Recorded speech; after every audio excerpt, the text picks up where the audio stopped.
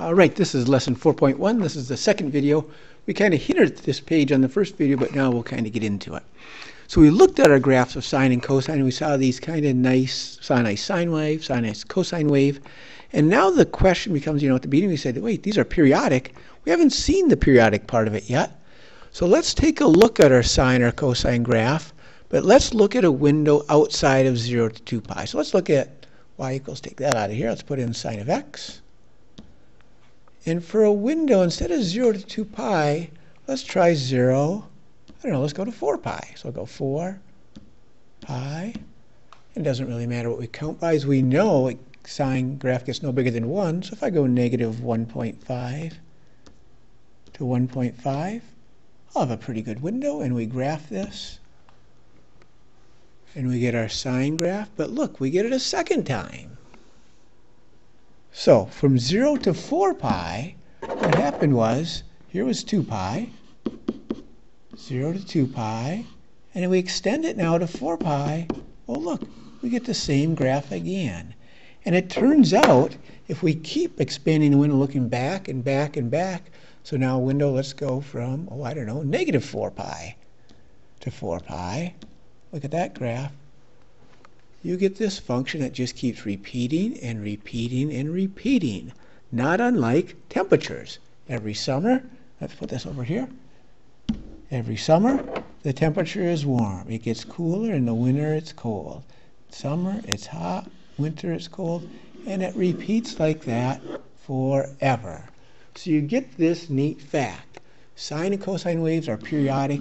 They keep repeating. And a nice thing about them is they keep repeating to infinity in both directions. Same thing is true of a cosine graph. We can look at that one as well. So let's go, instead of sine, let's graph cosine. And look, your cosine graph also keeps repeating. As we graph those, hopefully you'll look at these and realize, don't they kind of look like the same graph? There is a difference, because let's just give you a little preview here. And let me see if I can make this one transparent.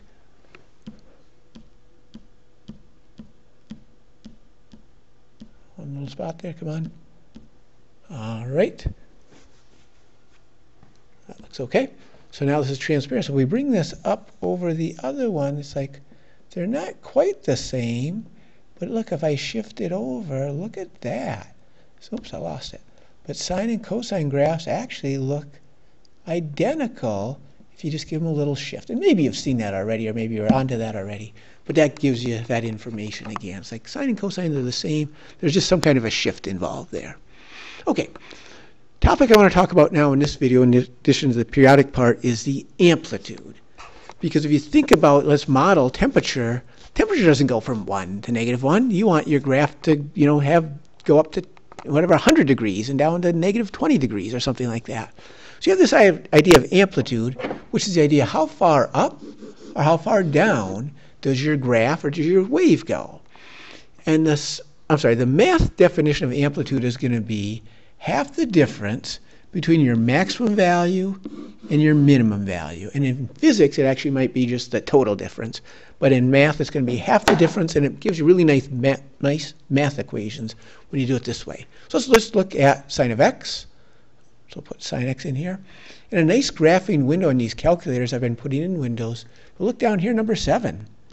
They have a nice window for trig functions called zoom trig. So let's use that window. There, we got it.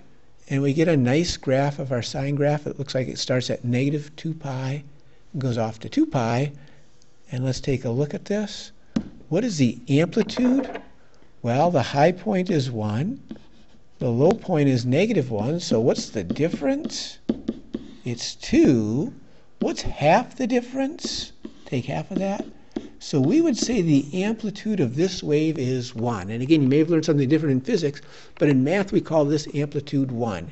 It goes up 1 or it goes down 1. Same thing for a cosine graph. That's probably clear. Let's just graph it just in case there's somebody that wants to argue about that. Here's your cosine graph. Oh, look, it goes up 1, it goes down 1. That amplitude is 1.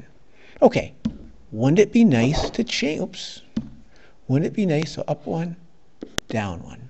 Wouldn't it be nice to change that? and have an amplitude of 3 or 7 or a million or pi or any kind of an amplitude. So let's take a look at y equals 3 sine of x. Take a wild guess what you think this is going to do. And just for comparison, here's sine of x. And then down here, we're going to put in 3 sine of x. And now, again, just for this comparison's sake, let's make this one darker so we can tell the difference. And let's graph the 2. And we'll go on our zoom trig. I think that's what my window was anyway. There's our sine graph. And what's 3 sine of x look like? Oh, look at that. And hopefully you're thinking, oh, this seems pretty darn easy.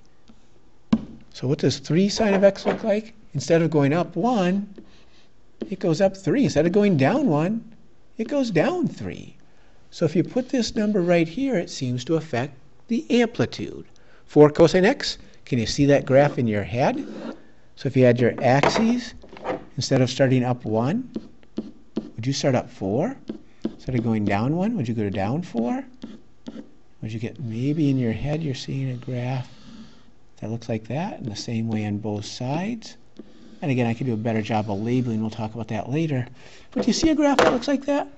Let's see what the calculator says. Y equals, let's keep that cosine. Let's make that 4 cosine. All right, here a graph. There's our cosine graph. And then almost off the chart, here comes 4 cosine. So our first concept here is, can we change the amplitude? And the answer is yes. Just put this, see if I almost matched that up. Well, I'll just cover it up instead. And the answer is yes. Put this number in front. That seems to affect the amplitude. Okay, not bad at all. Let's see what happens when you put a negative in front. What would that do? And this is a negative, and guys, it's really a negative 1 sine of x. So how can you have a negative amplitude? What would that do to the graph? Think about it for a minute. Maybe you're graphing that in your head. Here's our sine of x as our first graph. Our second graph is negative sine of x. And let's graph that second one. So here comes the first, that's sine of x. And oh, look at that. It's just the opposite. So where the sine graph went up, negative sine goes down. Where sine goes down, negative sine goes up. So sine of x is this, I'm sorry, negative sine of x is this dark graph right here, negative sine of x, and the amplitude is still 1, goes up 1, down 1, it just gets completely flipped on the x-axis. So, first conclusion here, if you've got a function, y equals a sine of x, or y equals a cosine of x, this number in front, this a, the absolute value, because if it's negative, make it positive, but the absolute value of a is called the amplitude. Okay, let's try a couple without a calculator. And that's going to be your goal, especially if you don't have a graphing calculator. Can you graph these without a calculator? That'll be ultimately what we're looking for. Okay, so if you want to graph y equals 2 cosine of x, first we're going to label the x-axis.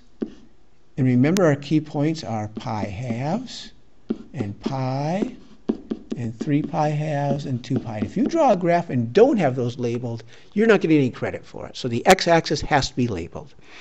Okay, the y-axis will label as well. And since here I've got a 2 for the amplitude, I'm going to count up to 2. So I'll label that. And down to negative 2. And we'll go back the other way as well. And over here you can think, oh, that's negative 2 pi. That'd be negative pi. You'd have a negative pi halves and a negative 3 pi halves. Okay, do you remember cosine, what the key points were? You need to. And again, if you forgot it, think through your unit circle. I'm just going to remind you right here what they were. But these 4 key points, you will want to know off the top of your head. And again, turn back to that page if you've forgotten them. But you will want to know those 4 or think through your unit circle. But this will be the essential part of the memorization here. You want to have those memorized. The cosine of 0 was 1. When there's a 2 in front, now the cosine of 0 is 2. Cosine of pi halves was 0. 2 times 0 is 0. Cosine of pi was negative 1. Take it times 2, you get negative 2. You get a 0, and you get a 2. So this is the 2 cosine of x.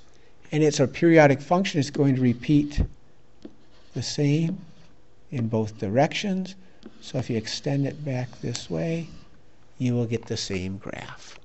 All right? What if you put a fraction there? What would that do? Well, it would give you a fractional amplitude. No real big surprise here. This is sine. Label your key points. You've got to label the x-axis. 2 pi, pi, pi halves, 3 pi halves. Our amplitude is now 3/4. So if I called this 1, then I know right there is 3/4. Or down here is negative 3/4. And now we will graph this out. Let's see.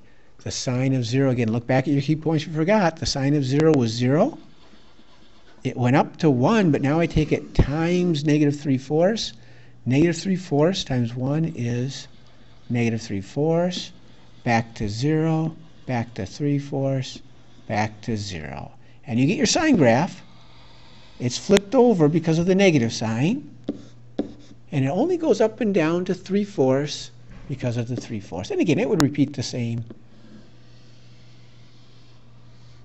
in both directions. And so this is how the amplitude affects your graph. The number in front is the amplitude. All right, that will conclude this video. We have one more fact to get, and that will be the period, but we're 2/3 of the way there.